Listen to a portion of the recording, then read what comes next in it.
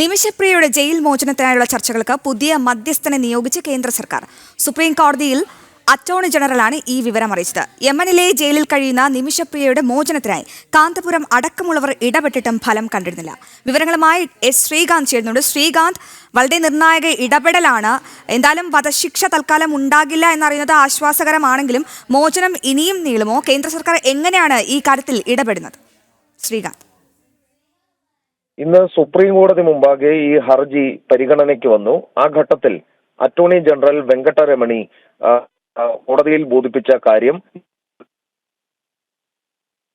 നിയോഗിച്ചിട്ടുണ്ട് എന്നുള്ളതാണ്. മുൻപ് ഈ ഹർജി നൽകിയ എ പോൾ ആണോ ആ മധ്യസ്ഥൻ എന്ന് കോടതി ചോദിച്ചപ്പോൾ അയാളല്ല, മറ്റൊരാളാണ് ഈ കേസുമായി ബന്ധപ്പെട്ട് ഇപ്പോൾ ചർച്ചകൾ നടത്തുന്ന മധ്യസ്ഥൻ എന്ന് പറഞ്ഞു.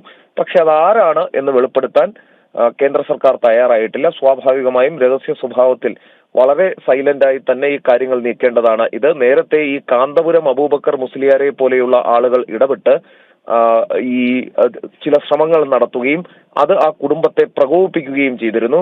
കാന്തപുരത്തെയൊക്കെ തള്ളിപ്പറഞ്ഞുകൊണ്ട് ആ കുടുംബം തന്നെ രംഗത്ത് വരികയും ചെയ്തിരുന്നു. ആ മരിച്ച വ്യക്തിയുടെ കുടുംബം തന്നെ രംഗത്ത് വന്നിരുന്നു. അങ്ങനെ ഈ മോചന ശ്രമം തന്നെ കുളമായ ഒരു പശ്ചാത്തലത്തിലാണ് ഇത്തരം ഇടപെടലുകാരെ ഒഴിവാക്കിക്കൊണ്ട് ഒരു പുതിയ മധ്യസ്ഥനെ കേന്ദ്ര സർക്കാർ തന്നെ നിയോഗിച്ചത്.